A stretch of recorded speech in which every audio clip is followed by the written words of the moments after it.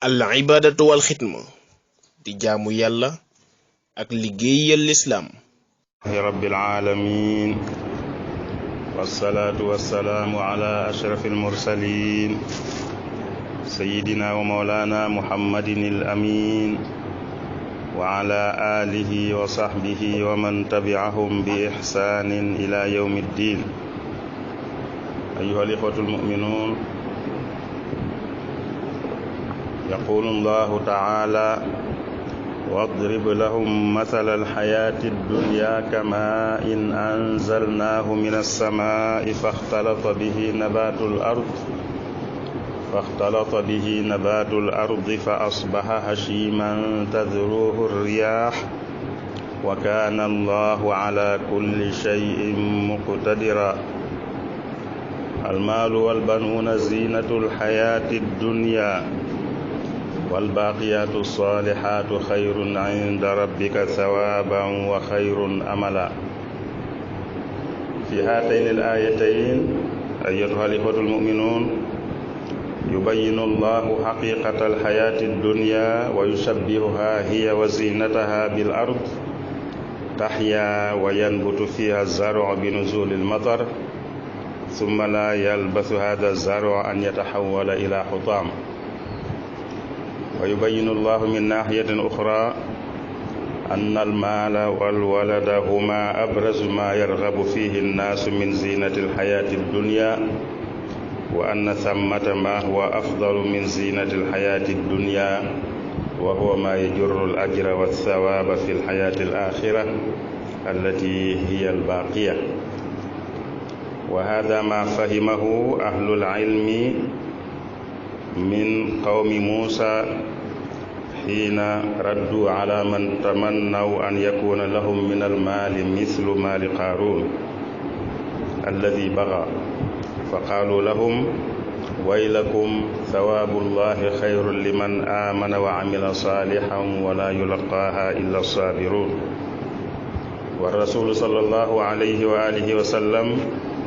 يعلمنا قيمة الدنيا وهوانها على الله فيقول لو كانت الدنيا تعدل عند الله جناح بعوضة ما سقى كافرا منها شربة ماء noo ngi sant yàlla di julli ci yonent bi sallallahu alayhi wa alihi wa sallam di ñaan yàlla mu dool ko xéewal ak mujj moom ak njabootam ak saxaabaam ak képp ku jaar ci aw yoonam ba dinay tukki mbokk yi yàlla day wax ci alquran ne mu wax yonente bi ne ko na nga misaalal nit ñi na nga leen misaalal àddina na nga ko misaal ci bu ma wàcceeb taw ba mu dundal suuf si gàncax gi sax naat waaye duñ ca teg lu dul ab diir rek gàncax googu naatoon mujj dee mujj wow mujj mokk ba ngelaw li di ko tasaare mu wax ne alal ak njaboot ñooy taaru àddina ñooy taaru dunduk àddina waaye nag jëf yu baax yi nga xam ne day sax bu ëllëgee jëf yu baax yooyu nag ñoo gën laay yooyu kon lu fi yàlla di wone mooy ne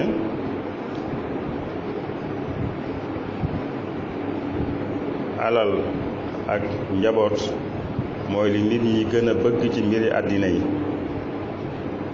waaye mi ngi wane nag ne am na lu gën loola te mooy luy mën a jur ab yool ak tuyaaba bu ëllëgee ci àllaaxira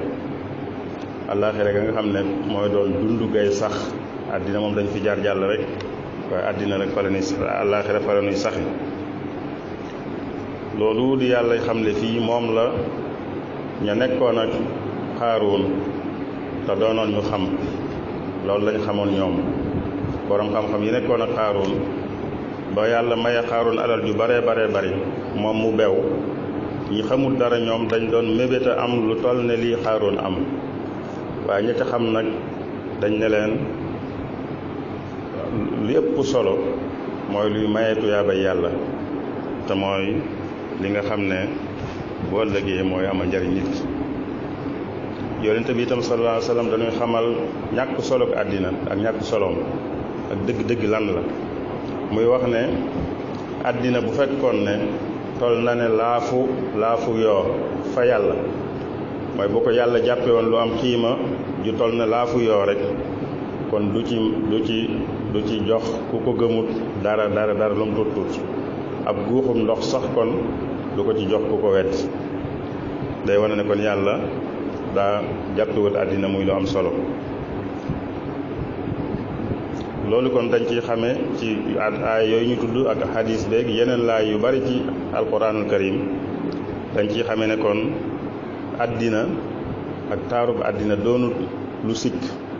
doonut luñ bañ, doonut loo xam ne dañuy digal jullit bi mu bàyyi ko bañ koo yittewoo. waaye li ñuy bañ kay mooy rek def ko muy sa yitte ba sàggane àllaaxira bañ ko bàyyi xel. li ñuy bañ mooy jiital àddina, jiital ko sàggane àllaaxira, waaye nag diglewuñ bàyyi àddina bañ ko yittewoo ci genn anam. yàlla loolu la wax bi muy yedd ñi muy yedd, lim leen yedde mooy li ngeen jiital àddina la leen yedde, waaye yeddewu leen toppatoo àddina, waaye jiital gi la leen yedde. xamal leen da ngeen di jiital àddina te àllaaxira mooy gën te moo sax itam, àddina saxut. bi muy wax it fi nga xam ne bu ëllëgee du texe, mooy dane kii jiital àddina la wax, ki jiital àddina la wax ne moo dul texe bu ëllëgee, waaye waxul ne kii toppatoo àddina manis na ko toppatoo waaye duñ ko jiital. yii yëpp nag buñ ko xamee kon warunoo def àddina muy sunu yitte, di ko xëccoo di ci guddeeg bëccëg mu nekk suñu yitte. loolu wërta nekk. ndax sëñ bu mag bi mu ngi lay xamal ne radiyallahu an ñi faatu la leen gënal, lañ gën a bëgg mooy delloo si leen ci àddina rek, ñu am fi lu mu gàtt ñu amaat ko fi ngir man fee defaat lu baax ba buñ delloo moo amal leen njariñ. kon mooy àddina si moom lu fi nit yàgg lu gàtt la, li amal njariñ nit ki mooy li muy jariñoo ëllëg bu àllaaxira, ndax dund ko sax lay doon. te ku sàggan dana ko rëccu, ku sàgganul sax dana rëccu wala boog dana mébét dellu si woon ci àddina ba mën a yokk lu baaxam bu dee ku daan def lu baax la, bu dee ku sàgganoon la mu mën a tuub, mën a def lu baax bàyyi lam nekkoon. noo ngi ñaan yàlla mu defal ñu àddina ak àllaaxira, musal nu ci sawara, sàmmal na sunu ngëm, ubbil nu buntu yiw yi, soob nu ci yoonu njub, mottali sunu mébét yépp, may nu fanu gudd ak gu wér ak mujj gu rafet. wa salaamun ala ibadihi alladina astafa. ayyuha al-ikhwatu al-mu'minun,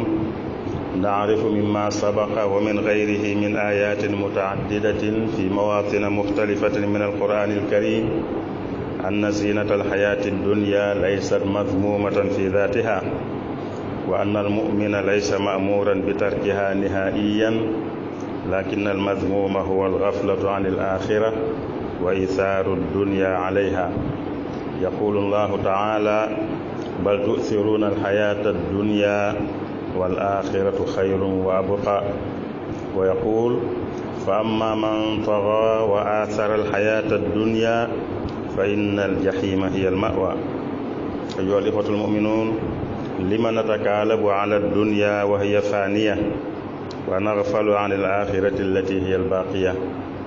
ala nasma'u qawla shaykh al-khadim radiyallahu anhu